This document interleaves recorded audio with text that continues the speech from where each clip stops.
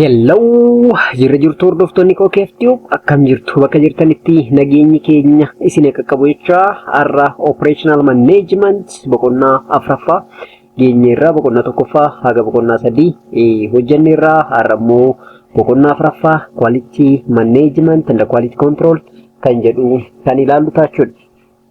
Egaa coursiin operational management jedhu the system or the science that deals about the management of operations so as to produce something which is used for the desire of customer need or wanti operational management jennuun kuni coursiin mataan isaa saayinsii waa'ee operation yookaan waa'ee oomisha qo'atu akkaataa management principleetiin jenneera. Kanaaf dhaabbanni tokko operation department qaba. Operation department sun production tokko yookaan service tokko akka itti deliver ta'u strategy yookaan adeemsa hojjetudha jechuudha. Sana booda product maal akka ta'e, service maal akka ta'e, garaagarummaan isaanii immoo maal akka ta'e ilaallee turre.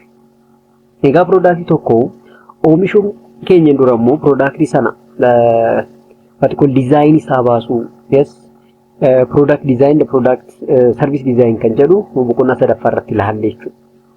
Egaa designiin nuti baafnu suni gara lafatti erga bu'ee booda product yookaan service nuti kennu barbaanne kan dhaabbanni sun kennu barbaade tokko qabatamaan erga ba'ee booda gara customer osoo hin deemin dura quality isaa manage ta'uu qaba jechuudha.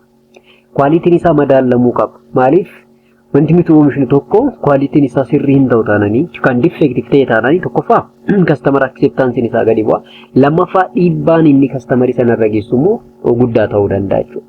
Kanaaf saayinsii waa'ee kana qoratu quality management and quality control jennaan jechuudha. Kanaaf har'a boqonnaa kana keessatti kan laallu waa'ee quality management and quality control ta'a.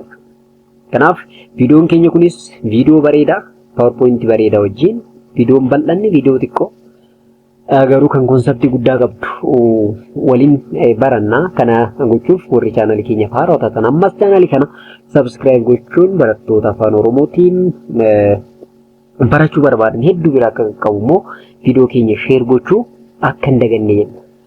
Wanti guddaan asitti isinitti yaadachiisuu barbaadu ammas irra deebi'ee koorsiin operational management jedhamu kuni barattoota business management, pure management akkasumas business administration warroota barataniif exit exam irratti credit guddaadhaan akka dhufu ammas qabatamaan isinitti himuu barbaada jechuudha. Viidiyoo kana yeroo hojjedhu immoo based on blueprint akka ta'e immoo gamanumaan isin himuu barbaada jechuudha. Naaf blueprint keessan fudhattanii viidiyoo kana sirnaan gaafa laaltanii akkasumas gaafilee gara fuulduraa hojjennu attentively follow yoo gootan exit exam waan hin dabarreef hin qabdan jechuudha. Kanaaf akka laayyootti akka qoosatti akka laalle gamanumaan isin yaadachiisuu barbaada jechuudha. Kallattimaan gara tutoriitti. So dura what is quality kan jedhu laalla jechuudha. Qulqullinni maa inni laata? So quality is like a beauty jedha. Quality is like a beauty. Naaf qulqullinni akkuma bareedummaatti yookaan immoo akka miidhaginaatti jedhama. Maaliif wanti qulqulluu ta'e tokko ni miidhagaa jechuudha karaa biraatiin. So meeting or exceeding a customer requirements now and in the future is known as quality. Yes, customer desiring jedha. Fedhiin isaa maamiltoota jira. Wanti isaan barbaadan jechuudha. Wanti isaan barbaadan sun ammaaf ta'uu danda'a yookaan immoo gara fuulduraaf ta'uu danda'a.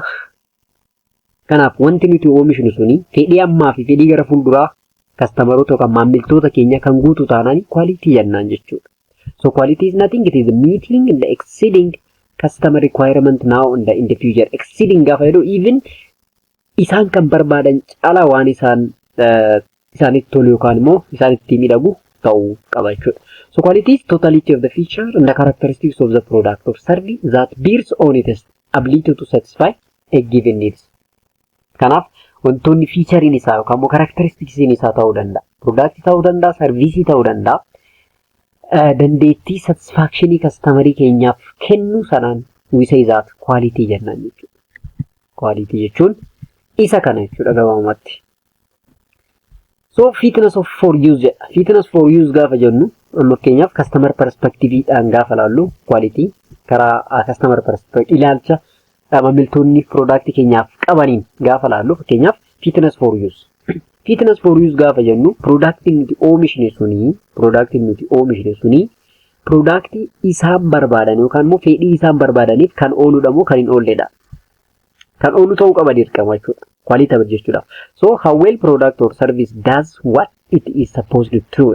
Wanti inni barbaadameef kaayyoo inni barbaadameef kan kaayyoo sanaaf meet ta'u yookaan achieve godhu yoo ta'e productiin sun qualitative jennaan jechuudha. Karaa biraatiin quality of design. Designing a quality characteristics into a product or service. Yes. Designing isaa kan customeriin barbaadu, ilaalchaaf kan tolu, qabannaaf kan tolu ta'uu qaba jechuudha. For example, a Mercedes and the Ford are equally fit for use, but with different design and dimension. Amma konkolaattota lamaan kana yoo ilaaltan, lamaanuu yaa'u geejjibaaf fayyadu, bakka yaadde si geessuu danda'u. Kanaaf Mercedesidha, inni kaan immoo Fordidha. Isaan lamaanuu fit for use. Ani asii ka'ee Finfinnee yookaan Harar irraa ka'ee Finfinnee dhaquu yoo barbaade Fordidhaanis yoo deeme yookaan Mercedesidhaanis yoo deeme Finfinnee ga'uu nan danda'a. Inni suni fitness for use jennaan jechuudha. Design isaanii yoo ilaaltan garuu lamaan isaanii tokko miti jechuudha. Kanaaf productiin tokko fitness for use isaa wal fakkaataa ta'uu danda'a. Designiin isaa immoo garaagara ta'uu danda'a jechuudha. Designiin namni Mercedesii barbaadu jira. Akkasumas namni Fordii barbaadu immoo jira jechuudha. Sababa dizaayiniitiin kastaamarii keenya ari'uurraa productiin nuti oomishnu yeroo hundaa fitness for use and design quality ta'uu qaba jechuudha. Qualitiin isaas namoota hedduu, ija namoota hedduu, hawwatamummaa namoota hedduu kan dabaluu fi akkasumas faayidaa inni kennu sunis faayidaa bareedaa ta'uu qaba jechuudha. This is a customer perspective jennaan jechuudha. Akkaataa ilaalcha maamiltootaatiin bifa kanaan ibsamuu danda'a qualitiin jechuudha. Therefore, the dimension of quality in manufacturing gaafa laallu, especially manufacturing industry keessatti dimension isaa gaafa laallu, so what you call the abilities, yes, the ability gaafa jedhu dandeettii jechuudha. Isaa ciminna isaa ta'uu danda'a. Field of service gaafa area kamirratti service nuti kennuu barbaadnu immoo kan nuti kenninu. So area sanaaf quality isaa immoo akkami maal fakkaata kan jedhu. Akkasumas quality of conformance and the quality of design.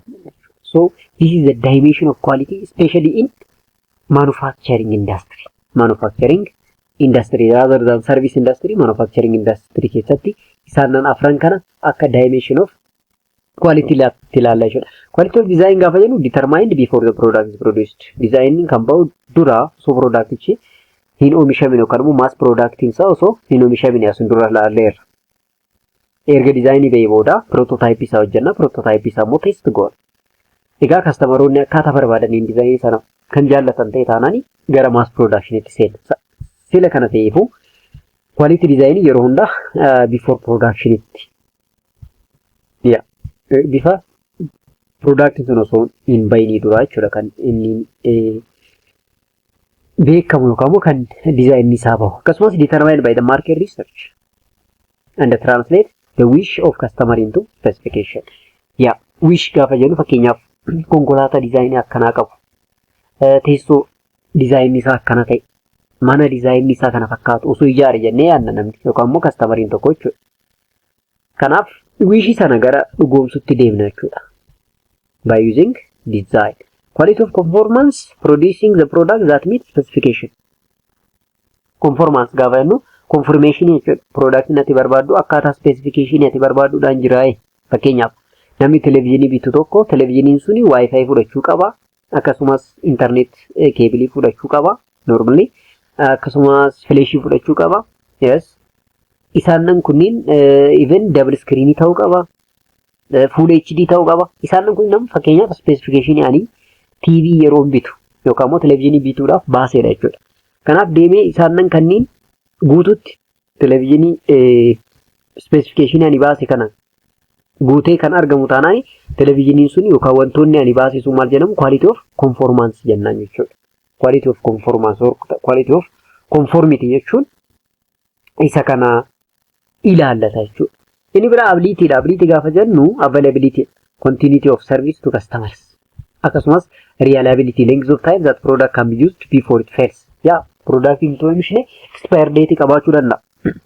Kanaaf expire date isaa osoo hin gahin dura production sun hojii dhaabaa laata kan jedhamu beekamuu qabaachudha. Ability jalatti hammatama. Maintainability, restoration of the product or service once it has failed. Failed yoo ta'e immoo hin darbine immoo maintain gochuun ni danda'ama. Yes, maintainability isaas ni ilaalama jechuudha. More of maintainable waan ta'e namni ni barbaada. Reliable, available, yes, isaan kunniin ability jalatti warroota ramadamanidha jechuudha. Inni bira the timeline is kan jedhu jira. Timeline jedhu how long must be the customer wait for the service and it is completed on time. Especially gaafa servicii galchine servicii sana argatee productiin keenya gara duratti deebi'uudhaaf time inni fudhatu hammam. Yeroo hundaa customeriin speedii barbaada. Yeroo gabaabaa keessatti productiin sun akka maintain ta'e servicii eegaluu barbaada waan ta'eef short period of time osoo barbaade so fudhatee barbaadu jechuudha. Inni biraa completeness is everything the customer asks for provide. Kun immoo conformance wajjin wal fakkaata. Wanti nuti barbaanne hundi guutameera moo guutamne kan jedhu kan nu deebisudha. Courtesy, how are the customer treated by employees? Yes, what you call customer handling jechuudha. Inni kun immoo maamiltoonni keenya gara keenyatti gaafa dhufan akkamitti handle goon. That is known as courtesy. Yes, garaa laafummaadha. Amala tajaajila sirrii ta'eetiin qabanne customeroota keenya satisfy gochuu danda'uu qabna jechuudha. Arrabsuu hin qabnu, loluu hin qabnu, dhiibuu hin qabnu, fuula badaa itti agarsiisuu hin qabnu. So that is courtesy. So consistency is the same level of service provided to each customer with each time. Consistency. Yeroo hundaa namoota hundaa ija tokko laaluu danda'uu qabna. Sarviisii kennuu irratti nama hundaa yeroo hundaa ija tokko ilaaluun customeroonni keenya akka nu wajjin turan taasisa. Inni kunis dimension of quality of service, especially in service industry jechuudha. Accessibility and the convenience, how easy it is to be obtain a service and does service representative answer you call quickly. Fakkeenyaaf service delivery keenya maal fakkaata? Yes, gabaabumatti yeroo gabaabaa keessatti argachuu dandeenya. Especially servicing nuti argannu kun online yoo ta'e yookaan immoo on call yoo ta'e bilbilaan representativein suni bilbila keenya kaasa akkasumas fedhii keenya haasaa keenya dhageeffachuuf fayyamamaadha. Isaan kunniin hundi ni ilaalamu jechuudha.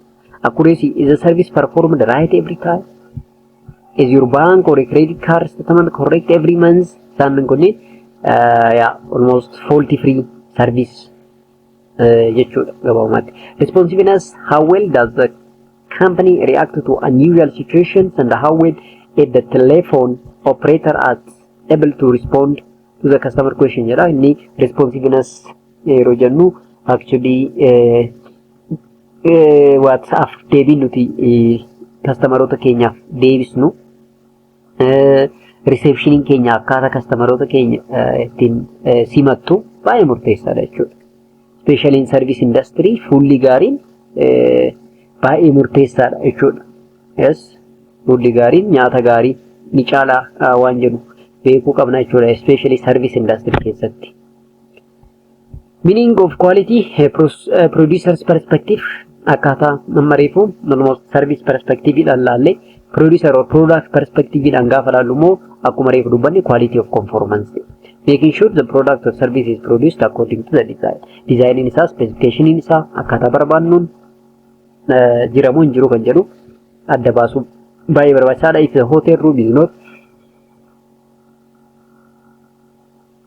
for example, if the hotel room is not clean when a guest check in hotel is functioning according to, not functioning according to specification of the design. Yeah. Fakkeenyaaf hoteela bannee yeroo customeroonni keenya dhufan hoteelli sun qulqullina hin qabu ta'e taananii immediately customeroonni keenya lammaffaan deebi'an jechuudha. Yookaan immoo yooma san deebi'anii deemuu ni danda'u. Kanaaf yeroo hundaa quality isaa akkaataa dizaayiniitiin isaatiin ta'uu qaba jechuudha. Specification isaa sirrii ta'uu danda'uu qabaadha. Meaning of quality, final customer or customer perspective. Customers and the producer's perspective depend on each other. Customer perspective are price, producer perspective are cost. Customer view must be dominated. Yeroo hundaa akkuma beektan customeroonni gatii irratti xiyyeeffannaan isaanii minimum cost barbaadu, gatii madaalawaa barbaadu. Produuseriin immoo cost of manufacturing irratti xiyyeeffata jechuudha. Kanaaf jarri lamaan yaada isaanii baalaansii irra dhufuu qabu. Fakkeenyaaf kaastamarii tokko yeroo hunda piraayisii madaalamaa yookaan piraayisii xiqqaa fedha taanaanii produuseriin tokko immoo koostii ittiin produce godhu minimize gochuu qaba jechuudha. Maaliif with minimum cost produce godhe taananii gaafa gurgurus price or at profit margin xiqqaadhaan waan gurguruuf piraayisiin isaa ol ka'aa hin ta'u jechuudha. Kanaaf yeroo hundaa gara customer view'tti deemuu qaba jechuudha. Produuserii tokko customerii isaa handle gochuudhaaf gara yaada gara customerii kanatti dhiyaachuu yookaan dhufuu danda'u qaba jechuudha. Kana gochuuf maal gochuudhaani? Running cost or production cost minimize gochuudhaan waan biraan miti. Cost minimize goone taanaan profitii marginii guddaa ittiin daballu waan ta'eef piraayisiin yeroo hundaa madaalamaa ta'a jechuudha. So generally, this quality or meaning of quality in the perspective of producer as well as consumer perspective. In producer perspective, especially quality of conformance to specification as well as cost, especially in production department or in production scenario. When you come to customer perspective, it may be quality design, quality of characteristics, and the price, which can be associated with marketing, and both the producer perspective and the consumer perspective can be linked with fitness for consumer use. Or dhumni guddaan dhumni keenya yookaan galmi keenya fitness for use and the fitness for design itti dhufna jechuudha. Wanti nuti oomishne deebii kaastamarii keenya need and wanti kaastamarii keenya kan deebisu ta'uu qaba jechuudha. Inni biraa quality cycling jira. So when you see this quality cycle need assessment in jiraachuun dirqama. Jidduu kanatti kastamariitu jira. Specify quality need kastamariin kun quality yookaan product barbaadu qaba. Product sun immoo quality kamiin akka dhiyaatuuf beeka jechuudha. Kanaaf egaa customer need kana qabannee garam deemna? Gara marketitti deemna jechuudha.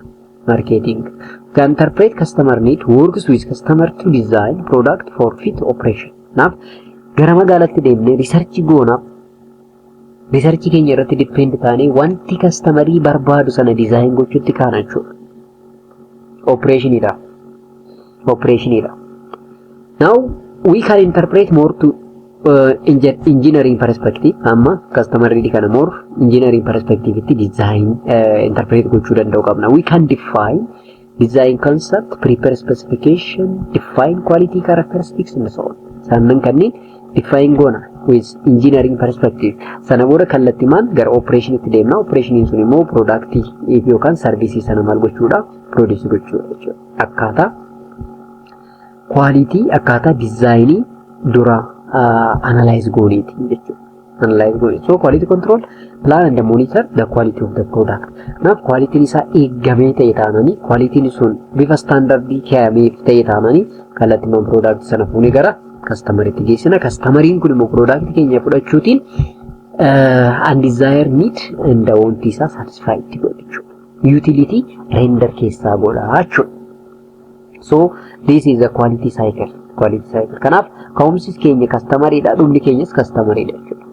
Ka'umsa gaafa jennu rakkoota wayii solve gochuudhaafi dimandii wayii solve gochuudhaafi produce gochuudhaafi waan ta'eefi customer keenya irra kaanee need assessment hojjannaa. Need assessment sanaan irra kaanee design baafne sana immoo specification baafnee gara operation department itti geddifna. Operation department sun immoo product yookaan service nuti barbaadnu sana produce godha. Sana booda warri quality control fi quality assurance department immoo quality sana erga sirriitti assure godhe booda productiin sun quality akkaataa jedhame yookaan immoo akkaataa specification itiin kan oomishame taanaan kallattimaan kastamariidhaaf distribute gochuu eegalaa jechuudha. Inni biraa total quality management dha. Total quality management is defined as managing the entire organization so that it exceeds on all dimensions of the product and service that are important to the customer. Total quality management gaafa jennu egaa guutumaan guututti organizationiin tokko nowadays actually system based dha waan ta'eef bakka wayii system wayii irratti yookaan immoo bakka partii wayii irratti gaafa defective ta'e dhuma irrattis defective ta'a. Kanaafi guutumaan guututti all area yookaan immoo in each department or each dimension quality product tokko eegamuu qaba jedhee yaada yookaan immoo falaasama akkasii qaba jechuudha total quality management kun jechuudha. So total quality management represent a set of management principles that focus on quality improvement as driving force in the all functional area and at all level in a company. Look, driving force keenya maayinni quality improvement jechuudha. Quality improvement. Kanaaf quality tokko improve gochuudhaaf immoo all level and all driving force must be what called all functional area must be working in qualitable form. Qualitable forms. So principally is the customer define quality and the customer satisfaction is the top priority. Yes, quality ija maamiltootatiin ilaalamu lammaffaa immoo quality top priority of customer satisfaction ta'uu akka qabu nutti hima jechuudha. Principally tokko kan lammaffaa top management must provide the leadership for the quality. Top management yookaan immoo strategic management kan jennuun kuni leadership irratti gahee guddaa taphachuu qaba jechuudha. Quality product tokko yookaan service tokko eegsifachuudha. Inni sadaffaa quality strategic issue and require strategic plan. Kanaaf strategic manager or strategic management or top level management baay'ee barbaachisaadha bakka kanatti jechuudha. Quality is the responsibility of the every employee at every level of the organization. Akkuma dubbanne dhaabbanni tokko departmentii garaagaraa qaba. Departmentoonni hundi isaaniitu contribution mataa isaanii qabu quality of product or service nuti kenninu irratti jechuudha. Kanaaf every employee must be responsible. Hundi isaaniitu itti gaafatamummaa qabaachuu qabu fudhachuu qabu jechuudha. All function of the company must focus on the continuous quality improvement to achieve strategic goals.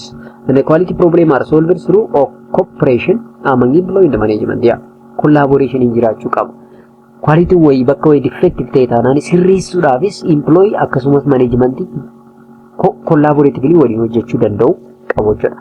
Akkasumas problem solving and continuous quality improvement use statistical quality control method, training and education of all employees is the base for continuous quality management. Employee kamiyyuu hojjetaan kamiyyuu qooda keessa qaba yoo jenne qulqullina product introduction sana irratti qulqullinni sun bakka way defective ta'e taanaan guututti waan balleessuuf each department and each employee must need collaboration. Kana gochuuf immoo training and education is very important. Very important. Cost of quality gaafa jennu cost of quality can be associated with appraisal cost, external failure cost, internal failure cost and prevention cost. Egaa quality tokko fiduudhaaf costiin nuti baasnu gatiin nuti kaffallu jira jechuudha. Gatiin suni maybe appraisal cost ta'uu danda'a, prevention cost ta'uu danda'a, external failure cost ta'uu danda'a, internal failure cost ta'uu danda'a jechuudha. Kanaaf cost of achieving good quality kan jedhaman isaan afran kana jechuudha. Prevention cost govern cost incurred during the product design. Prevention kana jechuun prevention is better than cure philosophy qaba jechuudha. Osoo rakkoon tokko mudatiin yookaan immoo rakkoon product irra dhufu maybe associated with design isaa ta'uu danda'a waan ta'eef dura gara production itti osoo hin deemin dura design isaa sirreeffachuu qabna. That is prevention cost jennaan. Appraisal cost of measuring, testing and analyzing.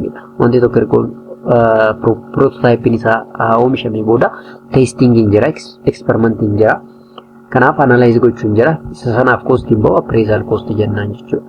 Cost of poor quality, for example, internal failure yookaan immoo external failure ta'uu danda'a. Internal failure gaafa jennu scrap ta'uu danda'a, rework ta'uu danda'a, process failure ta'uu danda'a, downtime or practice reduction ta'uu danda'a jechuudha. External failure cost include complaint, returns, warranty claims, liability and the cost sales. Internal gaafa jennu yeroo hojjennu ta'uu danda'a.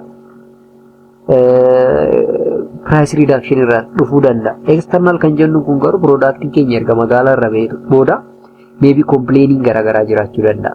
Even wanti gurgurre yookaan product gurgurre tokko deebi'uu danda'a.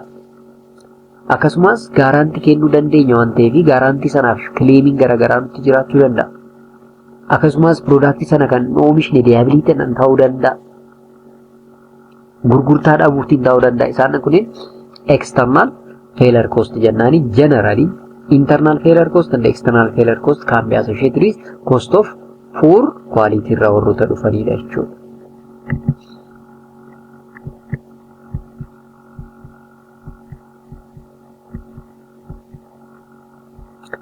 Kanaaf quality planning cost of developing and implementing quality management program. Kanaaf planning the cost that can be developed or implemented on quality management programming. Product design cost of designing a product with quality. Kanaaf design baasuudhaaf cost hin baafnu product design cost jennani. Process cost expended to make sure the productive process conforms to the quality specification jedha. Kuni process gaafa goonu product tokko gaafa hojjennu processii sanaaf cost hin bahu process cost jennani. Training jechuun kun immoo gabaabumatti hojjettoota keenya leenjisuu qabna. Gatiin nuti leenjii sanaaf kaffallu that is training cost jennani. Information cost jennu cost acquiring and maintaining data related to quality in the development of report on quality performance. Yeah, information is power. Information is the blood for the organization jenna. Amma capital amiti information is the blood of an organization jenna yeroonda. Kanaaf complainii garagara kuma reefu dubbanne customeronni keenya maal jechaa jiru, kompiyuutaronni keenya maal hojjechaa jiru, product keenya irraa kan kompiyuutara keenya immoo maaliin garaagarummaa qaba kan jedhu information gaazar gaafa godhu cost hin baafnu jira. That cost is what information cost jennaan jechuudha. Information cost jennaan.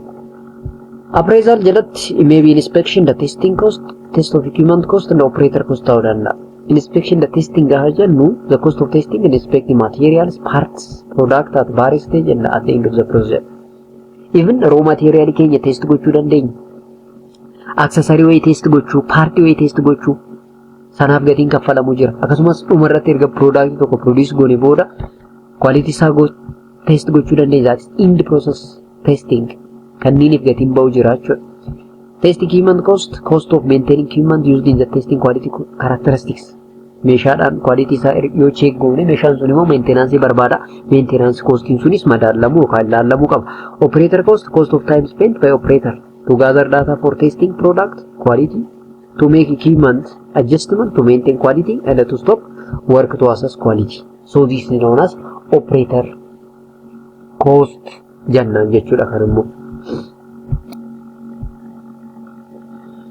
So operator cost gaafa jennu ngidi cost of time spent by operator to gather data ta'uu danda'a, test product quality ta'uu danda'a, equipment adjustment, maintenance quality isaa eeguuf ta'uu danda'a, or to stop work to assess quality ta'uu danda'a. That is operator cost jennaan jechuudha. Generally isaan kanneen appraisal cost jalatti ramadamu jechuudha.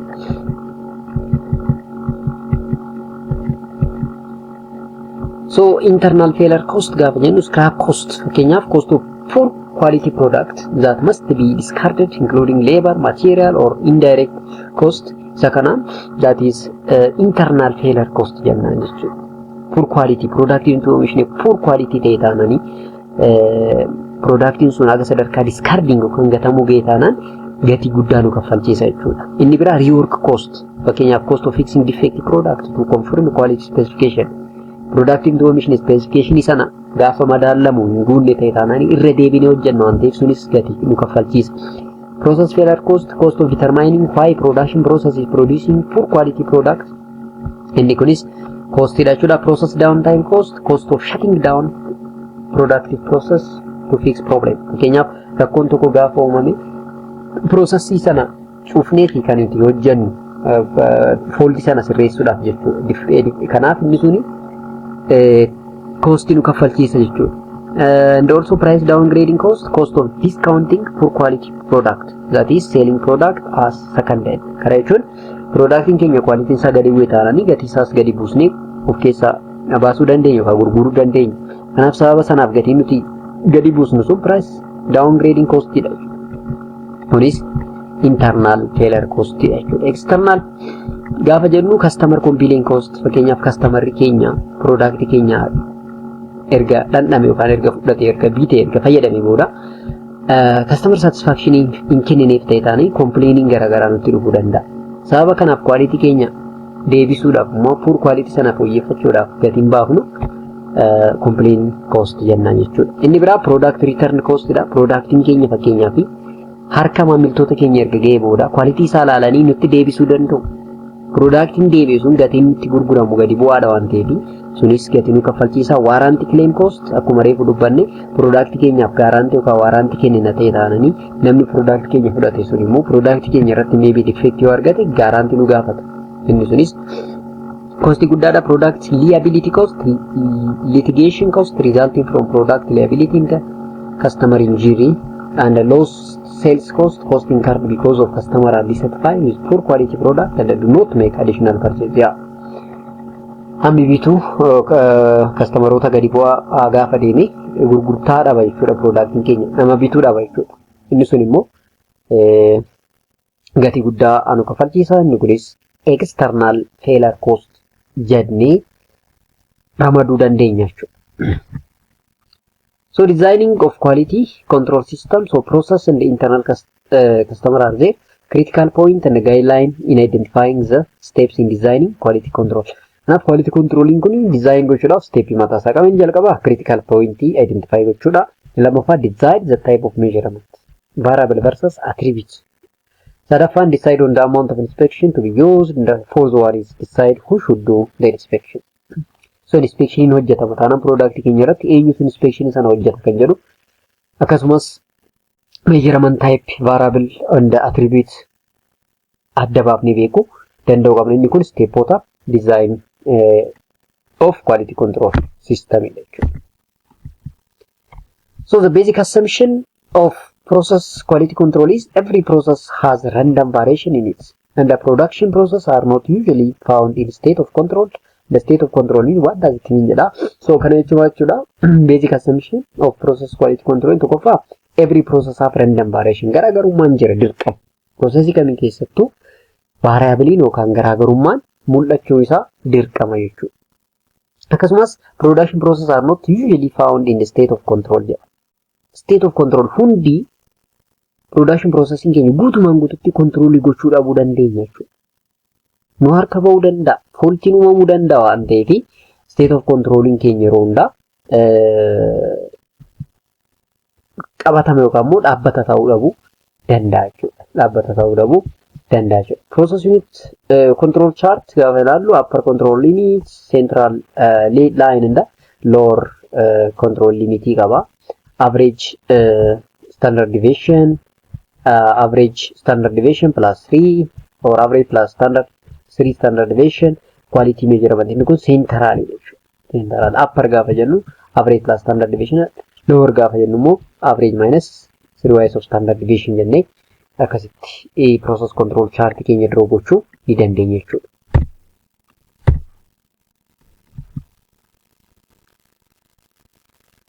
Quality measure attribute and the variable jedha. Attribute is the product characteristics such as color, surface, texture, cleanness, smell and taste. Attribute gaafa jennu amaloota product keenyaa jechuudha. More of bifa isaa ta'uu danda'a, surface texture isaa wal fakkaataa, qulqullinni isaa, fooliin isaa, dhandhamni isaa. So hence attribute can be evaluated as good or bad, acceptable or not, yes or no. Kanaan kan madaalamu fakkeenyaaf testiin isaa goodidha moo badidha. Smelling is good or bad. Akkasumas surface texture is acceptable or not. Is the product clean lines isa qulqullinni isaa maal fakkaata? Qulqulluudha moo miti? Yes or no. Kanniidhaan madaalama jechuudha. Variable gaafa jennu measure the product characteristics that is measured on continuous scale. Fakkeenyaaf length, height, temperature, time. Isaan kanaan variable jennan jechuudha. Variable jennan jechuudha. Yeroo baay'ee variable continuous scaleedhaan measure gochuu dandeenya jechuudha. Types of statistical sampling, attributes, go or no go information. Defective refers to the acceptability of the product across the range of the characteristics. Defect refers to the number of defects per unit, which may be higher than the number of defective. P-chart application, C-chart application, variable or continuous, usually measured by the mean and the standard deviation, X bar and the R-chart application. Kan jedhaman meeshaalee yookaan teknikoota hedduutu jira jechuudha. Quality tokko measure gochuudha. Productiin tokko quality isaa hammana jennee ibsuudhaaf teknikoonni nuti fayyadamnu hedduudha jechuudha. Isaan keessa statistical sampling kan jedhu keessa defective, defect, P-chart, C-chart, variable or continuous, X-chart, R-chart isaan kanneen fayyadamne quality product tokko beekuu ni dandeenya jechuudha. Karaa statistical measuringidhaan. Karaa biraatiin immoo attribute isaa akkasumas variable isaa ilaaluudhaanis productiin keenya quality isaa hammana jennee murteessuu ni dandeenya jechuudha. Egaa inni gara dhumaa har'a jiru inni factor affecting process choice jechuudha. Egaa processii keenya choice gaafa goonu adeemsa keenya gaafa choice goonu product keenya quality isaa assure gochuu fi quality control hojjechuudhaaf factoroota hedduutu jira jechuudha. Kanneen keessaa inni tokko market condition competition. Market condition maal fakkaata? Market type nuti keessatti participate taanu isa akkamii akkasumas competition isaa maal fakkaata? Kan jedhu adda baasnee beekuu qabna. Inni biraa capital requirement. Capital inni barbaadu, bajanni inni barbaadu fi bajanni nuti qabnu madaalamaa ta'uu qaba jechuudha. Kanaaf capital requirement identify ta'uu qaba. Labor supply and the cost. Labor supply maal fakkaata akkasumas cost isaa hoo. Akkasumas management skill, especially top and the strategic management skill is very important. Inni irraa waan ta'eef isa sana ilaaluun baay'ee barbaachisaadha. Material supply and the cost, state of technology, yes. Isaan kunniin hubannoo keessaa galuu qabu akkasumas the expected volume and the demand pattern for the product. Volume demand isaa maali magaalaa keessatti hammam barbaadama kan jedhu beekuu qabna. The number of different product variety to be made by the system and the types of processing each equipment or each requires jedha. So system and the types of processing must be identified. And the customer order type, make to stock and make to order waan jedhamutu jira. Kanaaf wanni nuti oomishnu kun stoorii keessa akka ta'u immoo kallattimaan orderii dhufeetu oomishama kan jedhu customer order type keenya adda baasnee beekuu qabna. Oomishnee directly nurraa fudhatu immoo yookaan immoo oomishnee eegna gaafa dhufan fudhatanii making to stock and making to order jechuudha. Inni biraa physical characteristics of the product. Color isaa, texture isaa kan jenne sana hunda beekuu qabna. Inni sun hundi affect gochuu danda'u jechuudha process choice keenya. So chapter 4 egaa kana fakkaata. Chapter 5 facility layout jedha. Kanaaf chapter 5 kana yeroo biraa qabannee dhufnaa boqonnaa 4 keenya kana irratti waan bareedaa akka irraa argattan abdiin qaba. Ammas warroonni tasa gara channel keenyatti dhuftan channel kan subscribe godha. Warroonni miseensa taatan akkuma barame harki keessan video keenya like gochuu akkasumas video kana share gochuu akka hin daganne isiniin jedha jechuuf university garaagaraa irraa barattoota jiraniif koorsii kana share gochuun akka isaan fayyadaman channelichis achumaan akka guddatu akka taasistan kabajaan isinin affeeraa. Boqonnaa 5ffaa yeroo biraa qabannee hamma arginutti bakka jirtaniif nageenyi isiniif haa baay'atu jenna. Galatooma.